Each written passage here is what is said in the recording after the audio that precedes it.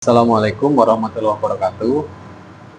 Perkenalkan, kami dari kelompok 1 kelas MN23L dengan anggota saya Adi Suyitno, Dari Satu Dewi, saya Mega Uliarni, saya Mubasir, saya Lukman Darmawan.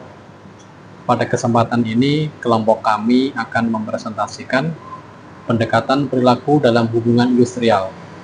Adapun presentasi kali ini akan memaparkan pendekatan perilaku dalam hubungan industrial yang merupakan salah satu tugas mata kuliah masyarakat industri dengan dosen pengampu Bapak Hendro Iwan Pradipto MM.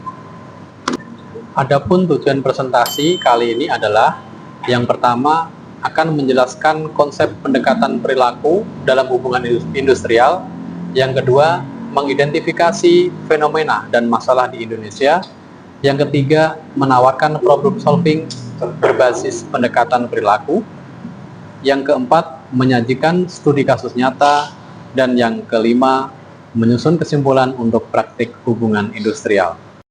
Selanjutnya ada konsep dasar pendekatan perilaku. Yang pertama, fokus pada perilaku individu dan kelompok dalam hubungan kerja. Yang kedua, memperhatikan sikap, persepsi, motivasi, dan nilai para pelaku. Yang ketiga, konsep dan kerjasama dipengaruhi cara pihak-pihak saling memandang. Yang keempat, melengkapi pendekatan hukum dan struktural, bukan menggantikannya. Sini ada beberapa menurut para ahli. Yang pertama itu ada menurut Kay Davis, yaitu perilaku organisasi mempelajari perilaku individu dan kelompok dalam organisasi.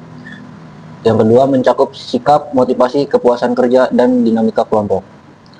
Yang ketiga itu ada tujuan. Tujuannya ini untuk meningkatkan efektivitas organisasi.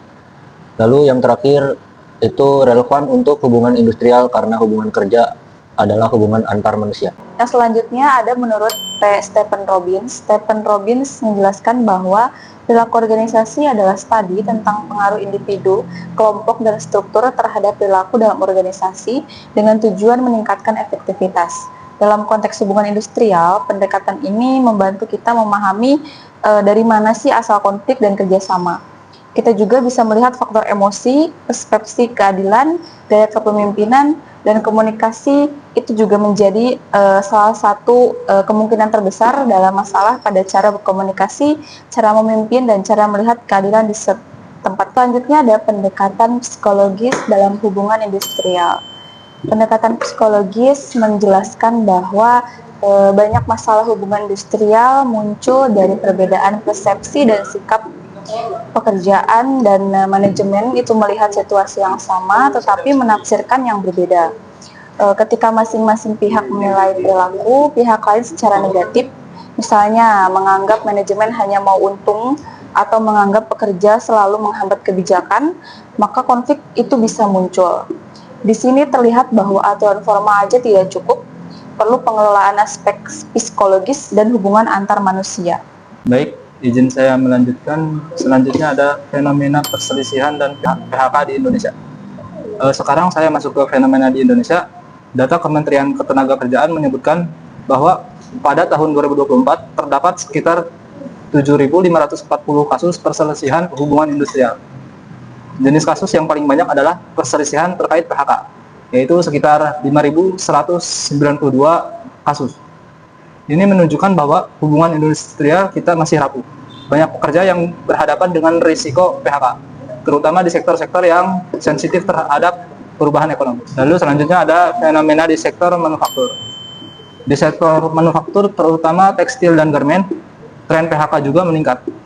Pada tahun 2023 sampai tahun 2024, banyak pabrik mengurangi produksi atau bahkan tutup karena penurunan pesanan dan tekanan biaya.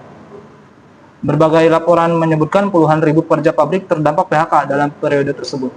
Artinya, hubungan industrial di sektor manufaktur sedang tertekan. Dan ini menimbulkan ketidakpastian bagi pekerja dan keluarganya. Selanjutnya ada permasalahan perilaku, persepsi, dan saling curiga.